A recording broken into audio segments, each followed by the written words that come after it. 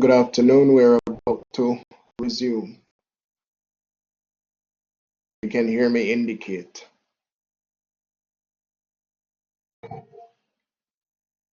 Okay. So for this afternoon, we're going to be starting module 4, airway management. We covered airway management yesterday. I'm going to go over it again using the JB Learning PowerPoint. Now, the majority of the questions, or all of the questions on your airway exam, will come from the JB Learning PowerPoint. Mr. Tyrrell, you have a question? Smith here, sir.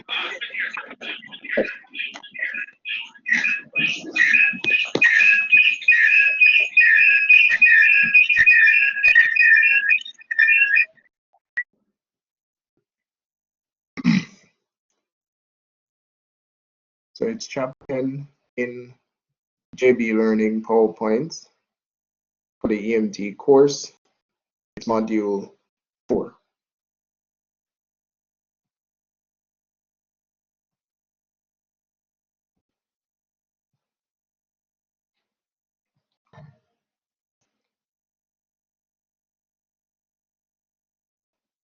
Yes, Mr. George. Smith here again, sir. As relates to Yes. the test tomorrow, sir, what time will it be? Because remember, I emailed you saying that me and Morris will be going down to money for the night difficulty. The test will not be open until you have access to the platform.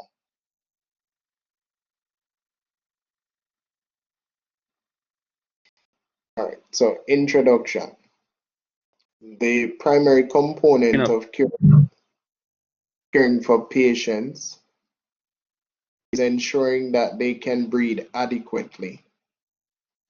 When the ability to breathe is disrupted, oxygen delivery to tissues and cells is compromised. So if a patient is not able to breathe effectively, they're not able to get enough oxygen to supply the tissues and cells within the body. Vital organs may not function normally as a result, and the brain tissue will begin to die within 4 to 6 minutes.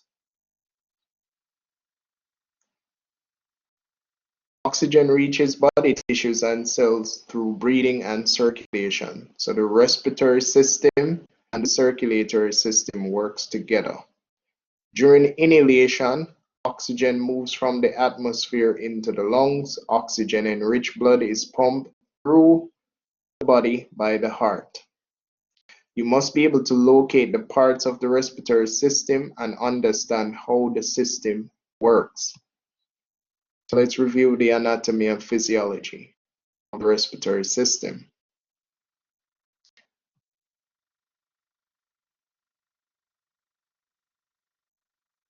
So you have the structures of the upper airway, and you have the structures of the lower airway. So you have the nasopharynx, which is the posterior portion of the nose. You have the nasal passage, which is the mid portion, and the nose, which is anterior. You have the mouth, which is the anterior portion. You have the oral passage, which is the mid region, and the oropharynx, which is the posterior portion. You have the epiglottis, which is a leaf-shaped flap cartilage structure that is found above the larynx or vocal cords. The purpose of the epiglottis is to prevent anything that is not air from entering the lungs. And you have the larynx. Anything above the larynx is considered upper airway. Anything below the larynx is considered lower airway. The main function of the upper airway structures is to warm, filter, and humidify the air that we breathe in. Below the vocal cords, you have the trachea, which will eventually form the main bronchus, and that branches into right and left main stem, should be the bronchi. Then you have bronchiole at the end, and attached to the bronchioles you have the alveoli or alveolar ear sacs that have the pulmonary capillaries wrapped around them. They have the right and left lungs, which are divided into lobes, and they have an inner and outer membrane. Parietal would be the parietal pleura would be the outer membrane, the visceral pleura would be the inner membrane. The space between the lungs, where the heart is found and the great vessels is referred to as the mediastinum. Then you have the diaphragm, which is a skeletal muscle, and the intercostal muscle. Both of these muscles are important to the process of breathing, or specifically ventilation. The main function of the lower airway is to transport air containing oxygen to the alveoli so that respiration can occur. And for that to be effective, the patient must have good ventilation. That's a mechanical action of breathing. There must be enough oxygen available, that's oxygenation, and that oxygen molecule or oxygen molecules must be able to bind to the red blood cells. And the respiration, there must be exchange of oxygen and carbon dioxide based on diffusion, the process of diffusion. The respiratory system consists of all of the structures that make up the airway and help us breathe or ventilate. The airway is divided into the upper and lower airways. Structures that help us to breathe: diaphragm, very important. Chest wall muscles, accessory muscles of breathing. Nerves from the brain and spinal cord to those muscles. And the phrenic nerves, or phrenic nerve I should say, goes to the diaphragm. Intercostal nerve goes to the intercostal muscles. The upper airway consists of nose, mouth, jaw, oral cavity, pharynx, and the pharynx is a combination of structures.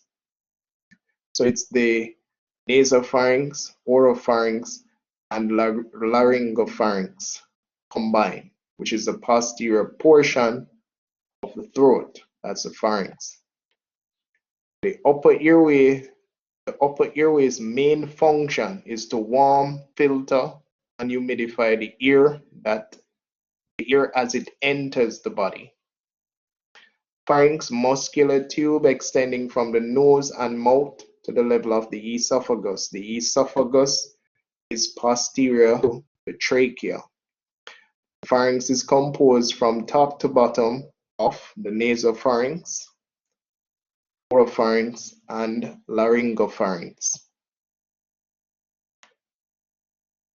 The nasopharynx filters out dust and small particles, and it warms and humidifies the air as it enters the body.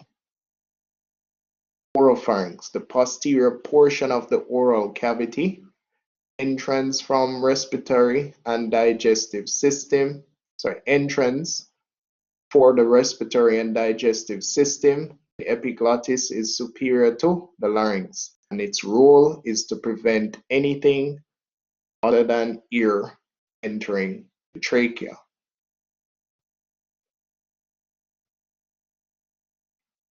The larynx, complex structure formed by many independent cartilaginous structures, marks where the upper airway ends and the lower airway begins. So anything above larynx is upper airway, anything below is lower airway.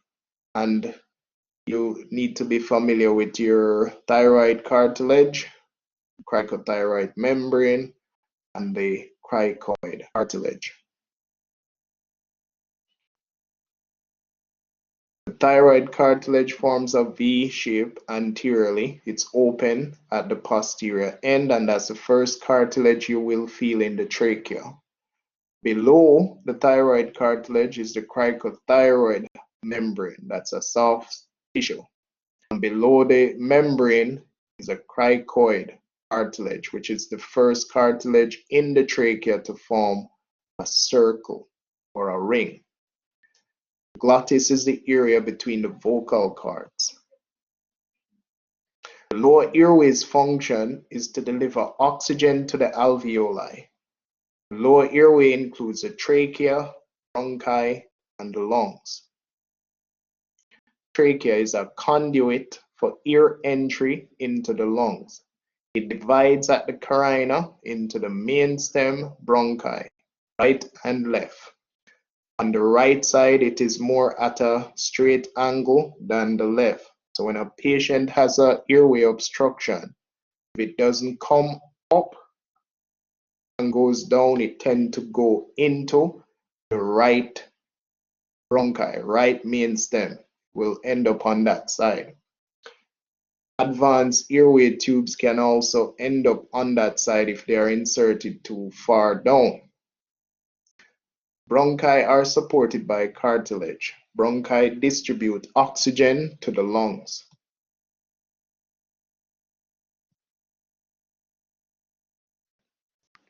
Bronchioles are made of smooth muscle. They dilate and constrict as oxygen passes through them. Smaller bronchioles connect to alveoli. Oxygen is transported back to the heart and distributed to the rest of the body. The heart and great vessels, which include the vena cava and the aorta, are found in the thoracic cavity, and that's in the space referred to as the mediastinum. It's going to become a very important space later on when we start to talk about trauma, so remember that. The space between the right lung and the left lung is referred to as the mediastinum. So the mediastinum, the space between the lungs, contain your heart, great vessels, esophagus, which goes to the stomach, trachea, major bronchi, many nerves. All right, so let's look at the physiology of breathing. We just reviewed the structures. It's nothing new. Everything that I've covered thus far is what I've already presented. We did the respiratory system and when we covered airway yesterday. It's just a review. So the physiology of breathing, the respiratory and cardiovascular systems work together. We know that by now. Ensure a constant supply of oxygen and nutrients is delivered to the cells, and they remove carbon dioxide and waste products. In a nutshell, that is the process of perfusion. The respiratory system and the cardiovascular system work together so that we can have good perfusion.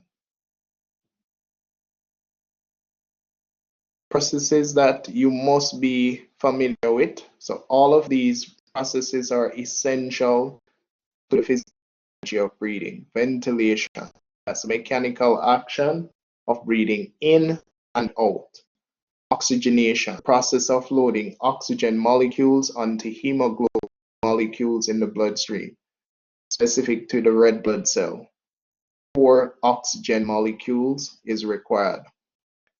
Respiration, the actual exchange of oxygen and carbon dioxide in the alveoli, as well as tissues of the body. So this is where we start to talk about the gas exchange.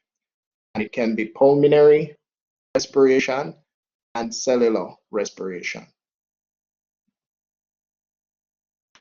Ventilation, physical act of moving air in to and out of the lungs.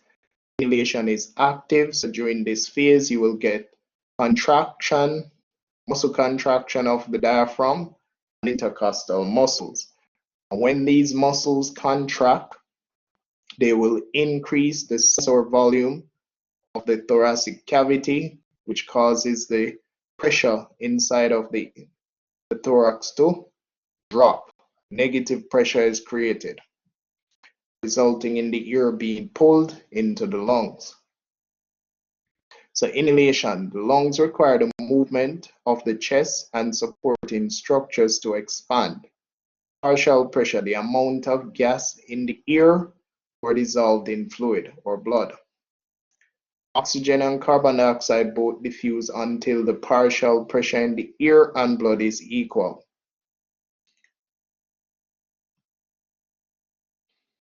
Inspiration focuses on delivering oxygen to the alveoli. That's the goal. We want air containing oxygen to reach the alveoli. Tidal volume, the amount of air or the volume of air moved into and out of the lungs in a single breath. Dead space is anywhere within the respiratory tract in which the exchange of oxygen and carbon dioxide cannot occur.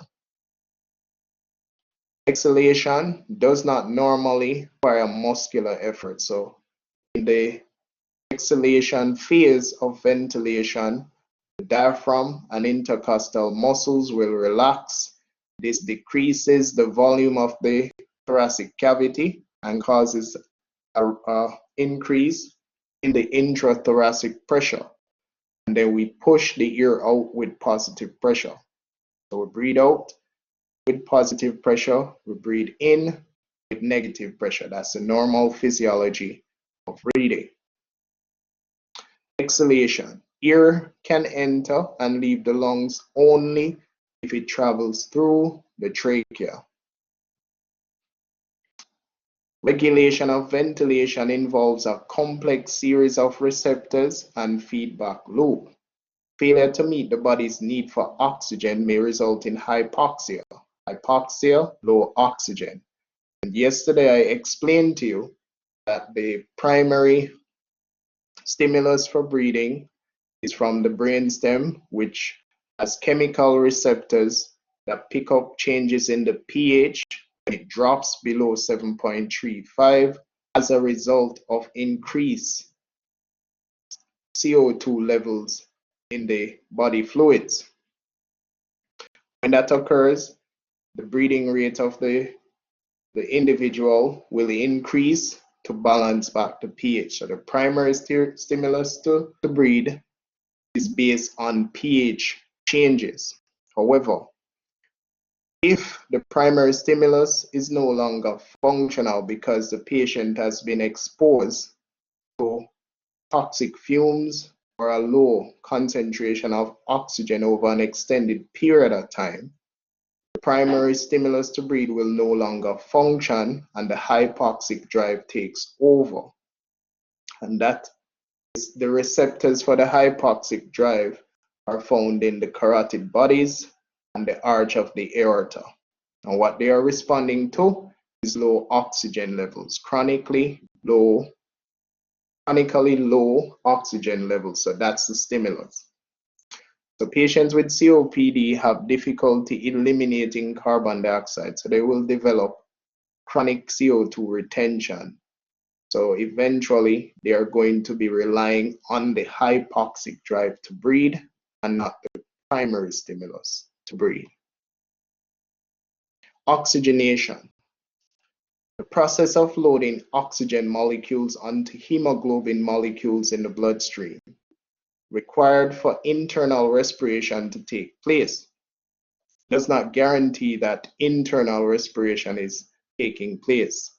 Ventilation without oxygenation can occur where oxygen levels have been depleted. And an example of that would be a minor confined space is also an example.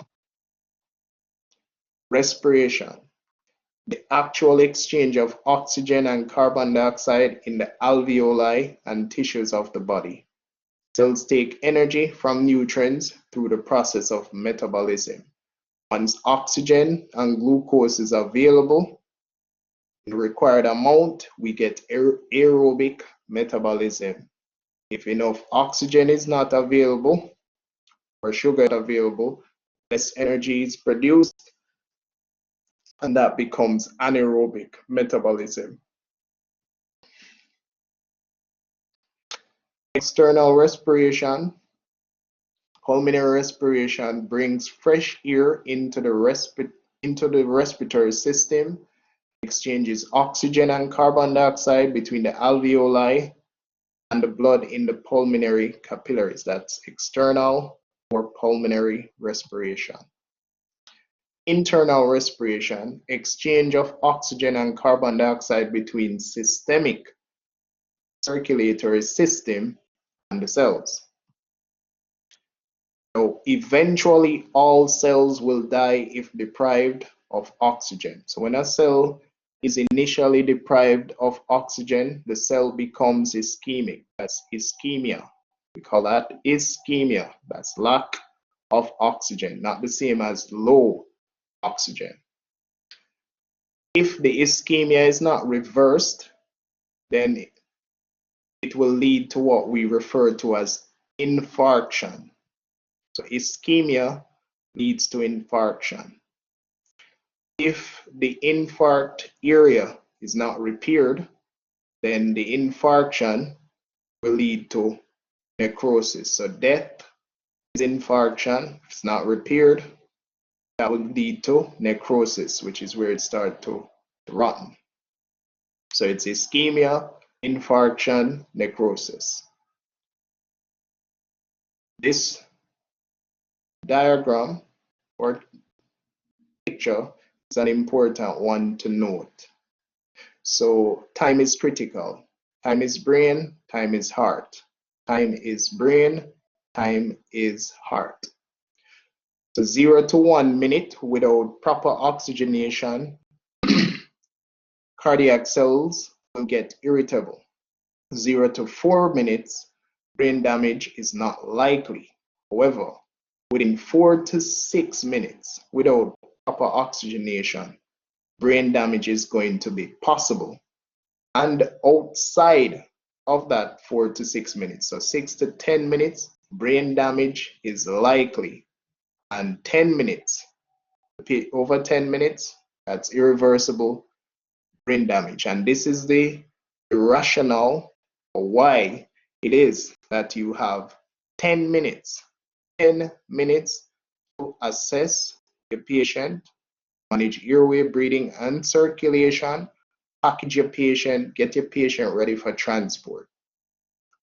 And within that 10 minutes, you have 4 to 6 minutes. So 6 minutes to complete a primary assessment. It cannot be that after 6 minutes, you have not identified the airway issue or breathing issue and address it. If you have not done that in the field, your patient presentation will change and it will not be for the better. It's going to be for the worse. Your brain cells and some nerve cells and your cardiac cells they don't regenerate. Once they're dead, that's it. Do not regenerate. Pathophysiology of respiration. So factors in the nervous system.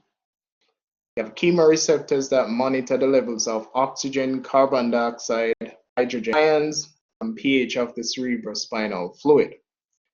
They provide feedback to the respiratory centers. You have ventilation, perfusion, ratio, and mismatch. Air and blood flow must be directed to the same place at the same time. I've explained this before. Ventilation and perfusion must be matched. Failure to match is the cause of most abnormalities of oxygen and carbon dioxide exchange. Gas exchange does not take place if there is a mismatch. There will be less oxygen in the bloodstream if there is a mismatch. There will be an increase of CO2 in the bloodstream that's constantly being recirculated, and the patient will develop severe hypoxemia. Excuse me. Factors affecting pulmonary ventilation. Maintaining a patent airway is critical. We know this by now. Factors that can affect that: intrinsic factors, infection, allergic reactions, unresponsiveness, the tongue. Extrinsic factors: trauma, foreign body airway obstruction. Factors that can interfere with the process of respiration: changes in the atmospheric pressure, changes in the partial pressure of oxygen. That's external factors. Internal factors: pneumonia, pulmonary edema, COPD, emphysema. All of these are respiratory conditions that can affect the exchange of oxygen and carbon dioxide. Now, circulatory compromise.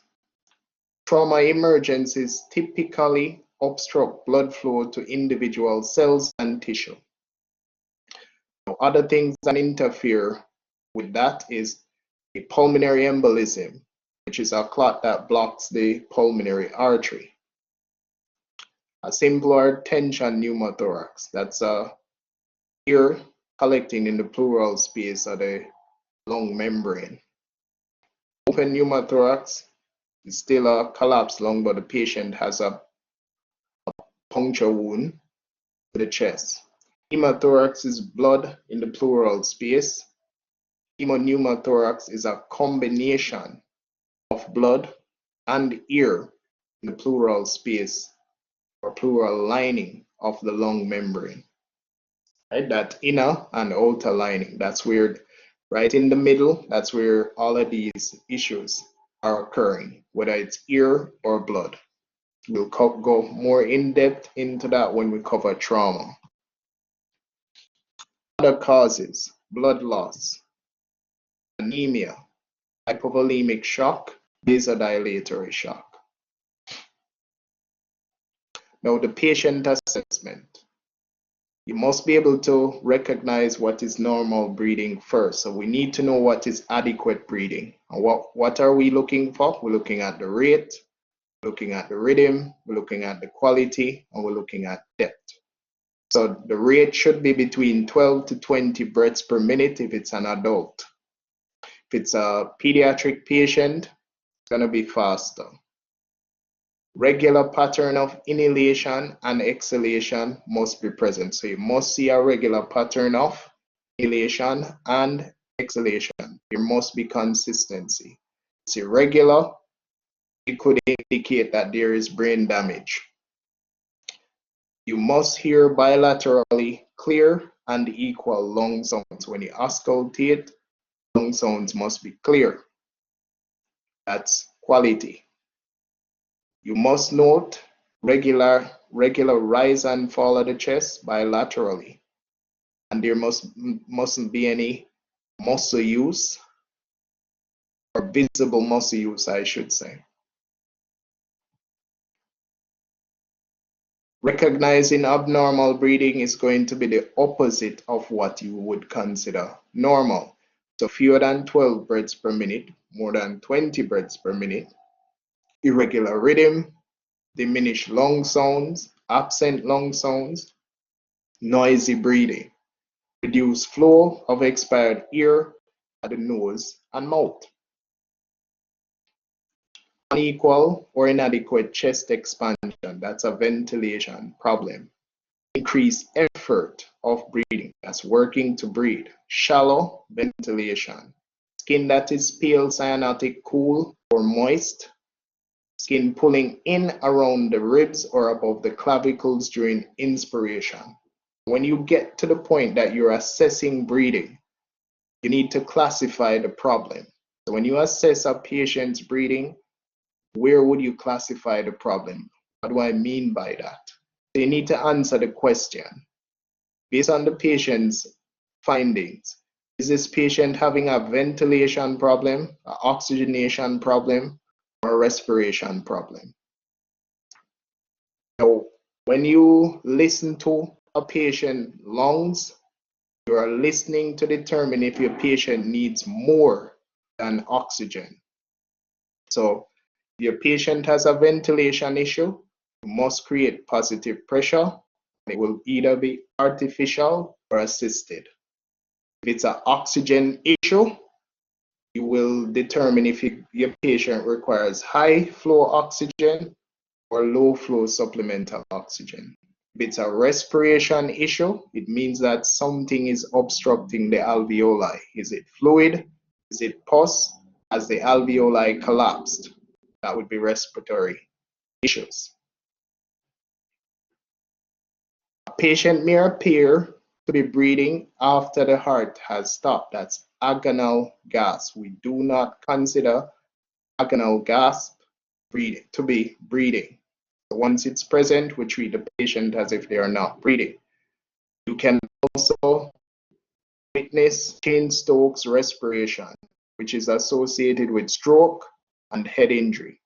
And it looks something like this on the chart. So basically, what occurs with Cheyne-Stokes respiration or breathing is the breathing rate gradually increases, and as it increased, so when it reached that peak, it goes up, keep going up, and it starts to go down again. Then there is a pause, it goes up, go down, pause, goes up, goes down, pause.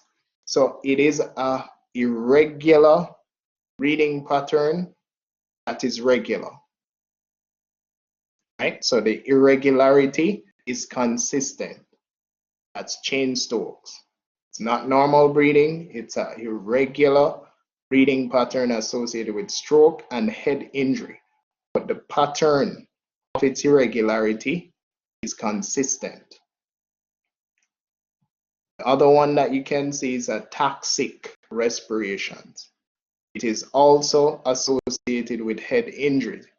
The difference with ataxic respiration is its irregularity is not consistent.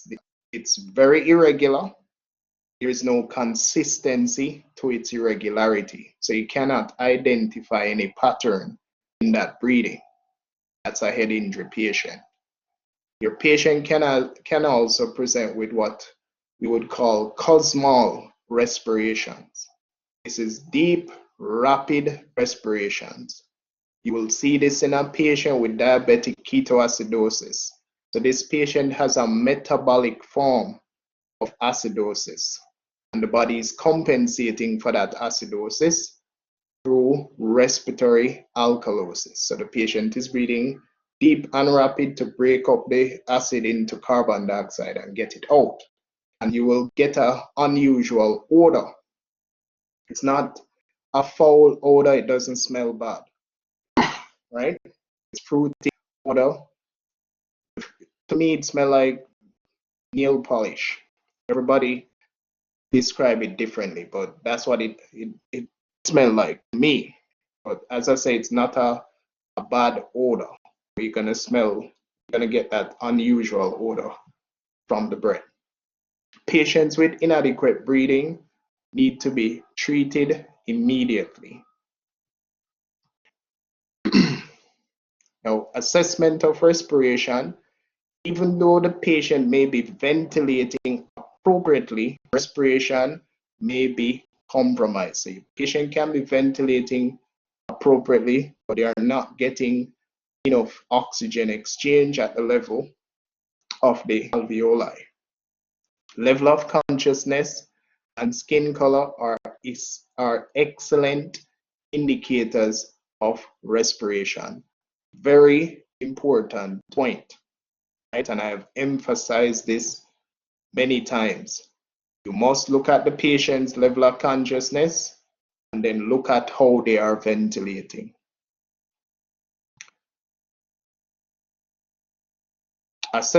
Continuing with assessment of respiration, also consider oxygenation, the pulse oximetry. That's the purpose of your pulse oximetry. You're testing oxygenation. The pulse oximetry is considered a routine vital sign, can be used as part of any patient assessment. Right? So it's a good tool to work with when you're assessing the patient's breathing. It is not a tool for you to rely exclusively on to treat your patient. You have to look at what is presented, look at the numbers, What do I need to treat? Okay, treat it. We don't treat numbers. Open the airway. So we are at the opening of the airway stage now. Now that we have reviewed the assessment. So opening the airway, emergency medical care begins with ensuring an open or patent airway. Rapidly assess whether an unconscious patient has an open airway and is breathing adequately. Once you have determined that your patient is unconscious or unresponsive, the muscles that control the tongue fall back. The patient have an airway obstruction. Fix the problem. To address that issue, you will position the patient's airway. So position the patient correctly. What does that mean? You may find the patient on their side. You might find them slumped in a corner. You might find the patient in a prone position. For you to properly position their airway, you will have to move that patient to a supine position. You cannot start your assessment with a patient face down if you're going to be doing airway management. Unconscious patients should be moved as a unit. Most common airway obstruction is going to be the tongue. There are other things that should be considered. So other causes of airway obstruction: dentures, false teeth, blood, vomitus, mucus, food, other foreign objects. Okay. Once the patient is unresponsive and you're going to be positioning the airway, either you're going to do a head tilt, chin lift maneuver, or a jaw thrust maneuver. And if we're in the gray area, it's going to be a controlled head tilt, chin lift. So if your jaw thrust maneuver is not effective, it's a controlled head tilt, chin lift maneuver. So the head tilt chin lift maneuver will open the airway in most patients. For patients who have not sustained or are not suspected of having trauma, follow these steps. These are skills we will learn face to face. If you suspect a cervical spine injury, use this maneuver. That's a jaw thrust maneuver. These steps we will go through in practical. Reading the slides for the steps at this point, you're not going to get it until you're actually doing the skill. We'll cover that in face to face. Once the airway has opened, look at the chest and observe for movement. Yes, Mr. Chantu. Sir, do you have a demonstration of the jaw thrust maneuver? No.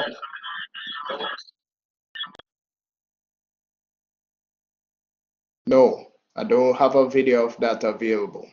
So you will have to wait until we have that face-to-face session. Once the airway has been opened, look at the chest and observe for movement. With complete airway obstruction, there will be no movement of air. Now, key points to note. If you position the airway and your patient is breathing, you assess breathing first. Right? So if you position the airway and you can see chest rise or movement of the chest, assess the breathing, rate rhythm quality and depth, then assess circulation. If you position the airway and there is no chest rise, evaluate the pulse first. Then create the positive pressure for the patient. With complete airway obstruction, there will be no movement of air. For the jaw thrust, even if the airway is open, the mouth may be closed. For the cross, so you may have to use a cross finger technique. Again, this is a skill that you will learn face to face. I will not be going through the steps of that. You can go through it on the slide when you're reading, but for now, me going through it step by step, you will not get it. It's something that you have to observe me executing or demonstrating, I should say. Right now, once you have positioned the airway, we need to ensure that the airway is cleared of secretions or foreign body. If secretions are present, then we will have to clear the airway using suctioning procedures. You must keep the airway clear to ventilate properly. You have portable suction, hand operated, and you have fixed. This is your portable. This is the hand operated, the fixed suction unit. These equipments must be present. So you must have a suctioning device. You must have airway adjunct.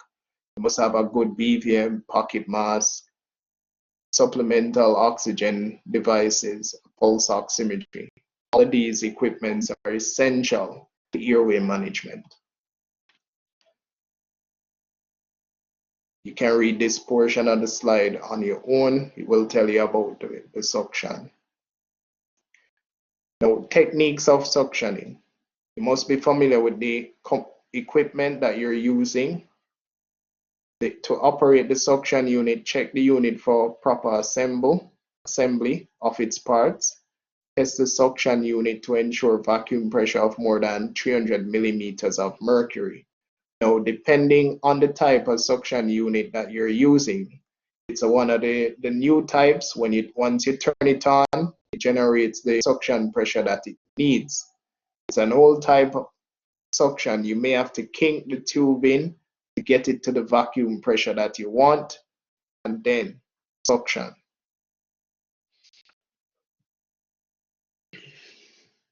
Now, your suction times that you need to commit to memory.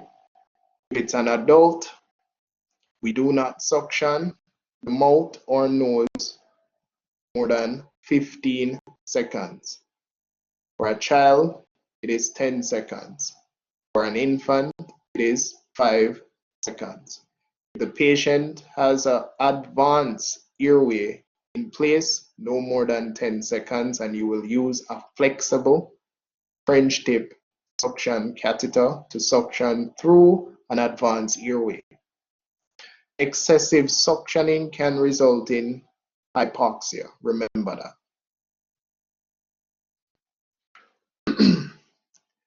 When patients have secretions or vomitus that cannot be suctioned easily, remove the catheter from the patient's mouth, log roll the patient to the side, clear the mouth carefully with a glove finger. If the patient produces frothy secretions as quickly as you can suction them, then you may have to interchange suctioning with ventilation or suctioning with oxygenation. So you suction the airway for 15 seconds, less in infants, which would be 5 seconds, and in children, 10 seconds. And you ventilate for 2 minutes, and you're going to alternate that process. Ventilate for 2 minutes, suction. Ventilate for 2 minutes, suction. Continue this alternating pattern until all secretions have been cleared. For your basic airway adjuncts, prevent obstruction by the tongue and allow for passage of air and oxygen to the lungs. The first airway is your oropharyngeal airway device or oral airway. It keeps the tongue from blocking the upper airway, make it easier to suction the oropharynx if necessary, and it assists you in providing positive pressure for the patient. Indication: your patient must be unresponsive without a gag reflex. A ventilation problem must be present. So apneic patients being ventilated with a bag valve mask. So if you arrive on a scene and somebody is using a BVM to breathe for a patient or using a pocket mask to breathe for a patient, chances are you're going to need to to use an airway adjunct for that patient. Now, contraindications. Obviously, if the patient is conscious, you can't use it. If the patient has an intact gag reflex, you can't use the airway. If the patient has good ventilation, so if nothing is wrong with this patient's ventilation, you don't need to put in an OPA. The purpose of the OPA is to keep the airway patent, that your hands are free to provide positive pressure. If positive pressure is not needed, you don't need to put an airway adjunct in the patient's mouth. The nasopharyngeal airway is the one that goes into the nose. Indication. Patient who is unresponsive or has an altered level of consciousness, but the patient has a gag reflex that is intact. Patient who is unable to maintain his or her own airway spontaneously. So patient must be semi-responsive, the patient can be unresponsive, there is a gag reflex, but the patient is having ventilation issues. So indication, semi-conscious or unconscious patients with an intact gag reflex or ventilation issues must be present. Patients who will not tolerate an oropharyngeal airway. Contraindications. You suspect severe head injury with blood in the nose, history of fractured nasal bone, any trauma patient that you find unresponsive or not responding. This would be a contraindication for NPA. That's what the new protocols are showing. So you're not using NPA in the trauma patients that have decreased level of consciousness or unresponsive.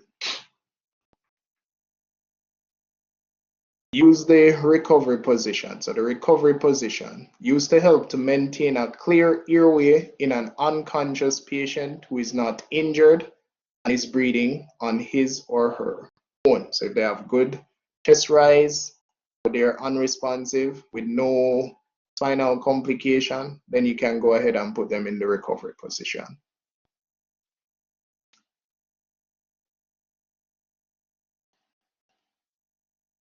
Again, skills you will practice face to face. Now, the recovery position is not appropriate for patients with suspected spinal injury. Now, for supplemental oxygen, always give oxygen to patients who are hypoxic. Some tissues and organs need a constant supply of oxygen to function normally. Never withhold oxygen from a patient who might benefit from it. Supplemental oxygen equipment, you must be familiar with the type of equipment you're using. Oxygen cylinders contain compressed gas. Liquid oxygen is becoming a more commonly used alternative. I have not seen that in my years of practice, so I've never worked with liquid oxygen. Safety consideration. Handle the gas cylinder carefully. Make sure the correct pressure regulator is firmly attached before transport. A puncture hole in the tank can turn it into a deadly missile. Secure the cylinders when stored on the ambulance and when in use during transport. It uses a pin indexing system, and I explained this yesterday. The purpose of the pin indexing system is to ensure that the correct regulator is attached to an oxygen cylinder. It can only attach to an oxygen cylinder that matches the pins on the regulator. The pressure regulator reduces the cylinder pressure to a useful therapeutic range. So regardless of the size of the cylinder, the maximum pressure inside that cylinder when it is filled is going to be 2000 psi. Pressure regulator reduces that 2000 psi to 40 or 30 psi, sorry, to 70 psi, then to 40 or 30 psi. Then you can adjust the flow rate as you supply the patient with oxygen. oxygen. Flow meters, usually permanently attached to the pressure regulators on emergency medical equipment. You have the pressure compensated flow meter, that's the one with the ball. You have the burden gauge flow meter or burden gauge. Pronunciation varies. Hazards of supplemental oxygen supports the process of combustion. You can get oxygen toxicity. So if excess oxygen molecules start to circulate in the blood, they become free radicals and they can damage cells.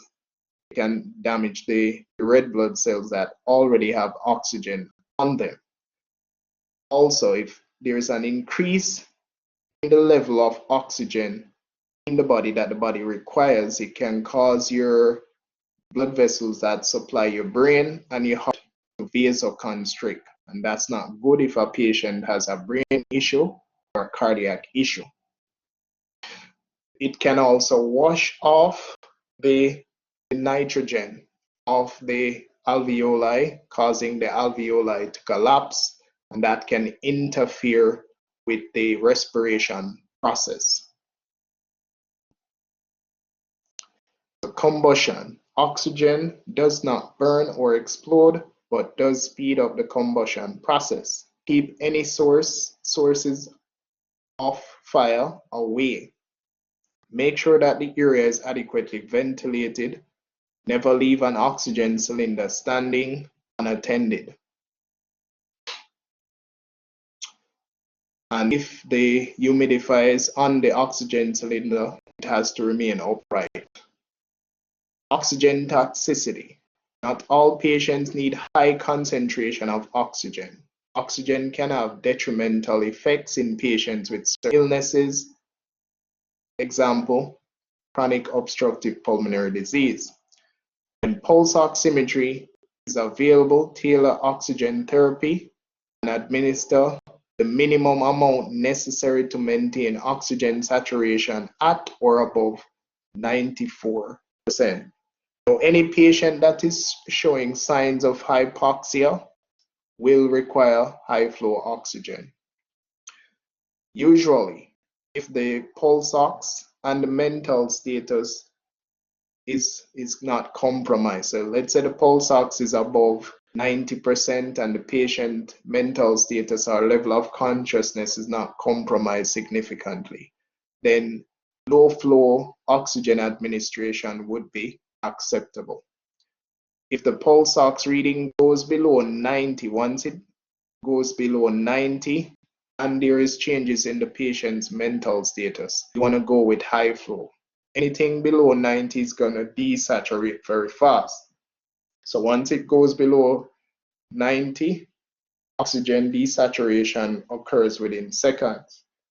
Once it's above 90, it takes longer, it takes minutes for the patient. So the closer the patient pulse ox is to 100%, the more time it takes to desaturate. Now, oxygen delivery devices or equipment. You have your non-rebreather mask, your bag valve mask, and you have nasal cannulas. So non-rebreather, preferred way to give oxygen in pre-hospital setting. The patients who are breathing adequately but are suspected of having hypoxia. I said this previously. Once they are showing signs of hypoxia, high flow oxygen is required. It's a combination of mask and reservoir bag system. Do not put the mask on the patient if the reservoir bag is not fully inflated. Make sure the reservoir bag is full before placing the mask on the patient. Adjust the flow rate so the bag does not collapse when the patient inhales, and usually the numbers now are 12 to 15 liters per minute. 10 can inflate the reservoir bag, it just takes longer. And I mean, if you're going with 10 liters per minute, all you have to do is seal the inside port of the mask and it will inflate fairly quickly. When oxygen therapy is discontinued, remove the mask. Now, If you're going to discontinue oxygen therapy, remove the supplemental device first, then turn off the oxygen. Don't turn off the oxygen with the device on the patient. Remove the device first, turn off the oxygen. Nasal cannula. Deliver oxygen through two small tube-like prongs that fit into the nostril. Can provide 24 to 44% inspired oxygen at a range of 1 to 6 liters per minute. So that's the range. In EMS, you're looking at 3 to 4 liters per minute in the field. If the patient needs more than 3 to 4 liters per minute, go with a high flow device. Nasal cannulas. When you anticipate a long transport time, consider using humidification. So if you're going to do long transport with oxygen therapy, then you want to make sure that it's humidified. Also, if the patient has signs of a respiratory tract infection or signs of airway burns, the patient will benefit from humidified oxygen. The use of humidified oxygen is limited in the pre-hospital setting, right? However, a patient who breathes through the mouth or has a nasal option will not benefit, right? So a patient who breathes through the mouth or has a nasal obstruction will not benefit from a nasal cannula. Always try to give high flow oxygen through a non-rebreathing mask. So at the EMT level, you do not go past 6 liters based on your scope of practice. In the field, so when you're out there, whether the doctor tell you or not, that you're working with, don't exceed 3 liters. You're gonna look like a fool in the hospital setting if you do that, right? You're gonna go over 3 or 4 liters, might as well you go to high flow device.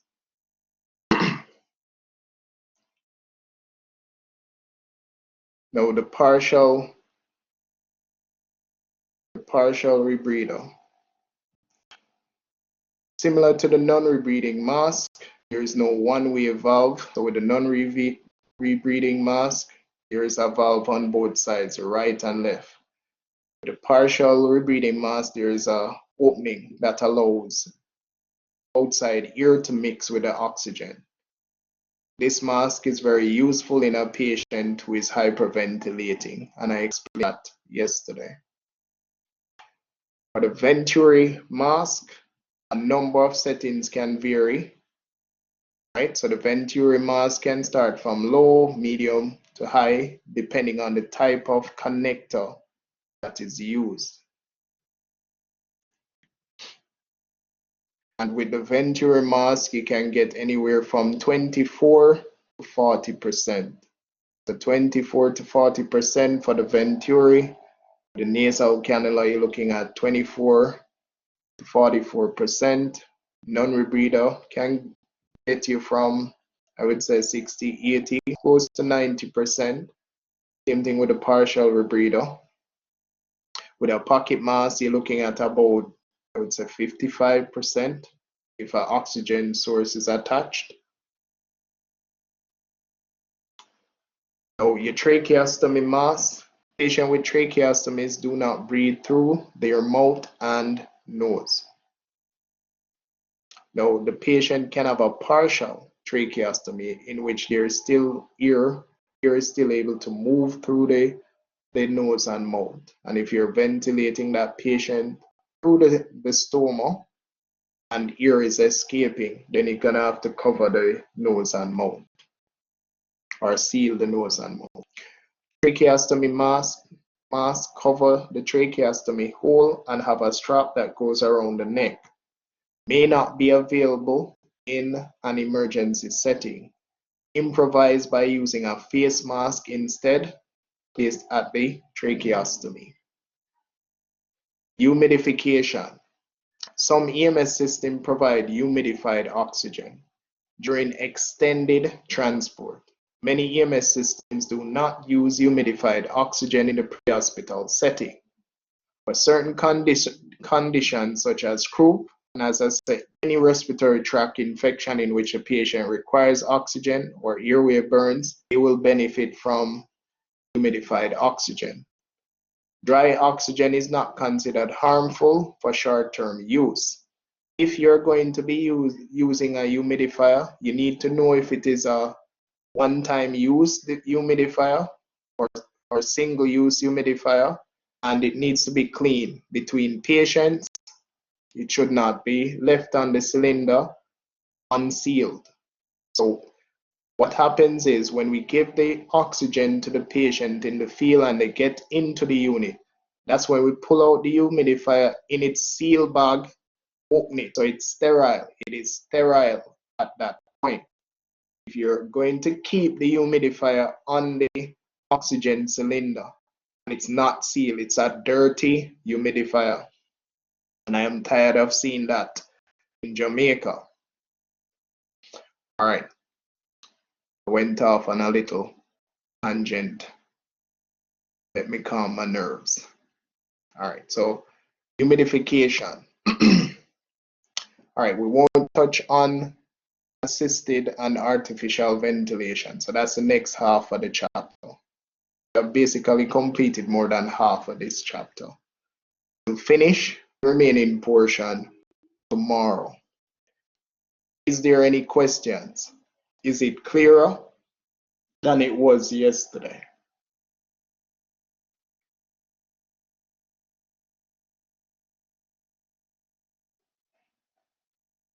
Not talking to myself, you know. A little bit clearer to me now, sir. So what is not clear? Say No, little clear. So what else not clear? what I say, like, as I say, when we get to the practical aspect of things, then we're more comfortable. Right, but you can't get to the practical component if you lack understanding. So the first phase is you have to know the sequential approach first. That must be cemented in your head, the sequential approach to assessing a patient, right? And then the practical component would be easy. So if you know the sequence, when we start to do the hands-on, you won't have a problem. If you don't know the sequence, when we start to do the hands-on practice, then you will have a problem, right? Yes, Miss Lewis. Yes, sir. It is a little bit more clearer. However, I'm thinking that what could help, um, is there anything like a process flow that we could actually get to see the Process different what? levels? Like a like a diagram to show the different levels, what first next, like a flow chart, like That's in your textbook. You don't have a textbook. I do. Okay. There are a lot of I'm going to. flow charts in your textbook, you know, young lady. So I would suggest you review those. Yes, Mr. Chantilo.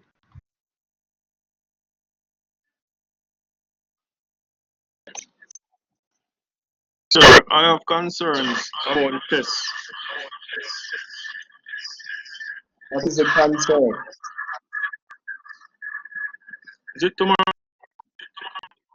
You people don't listen very well enough.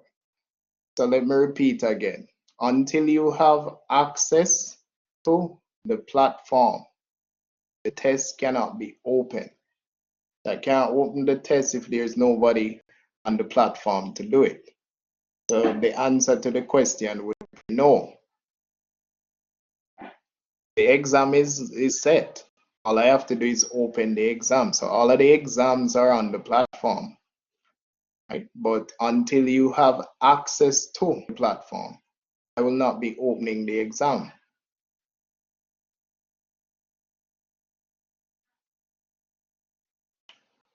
Everybody get that? So there will be no exam tomorrow.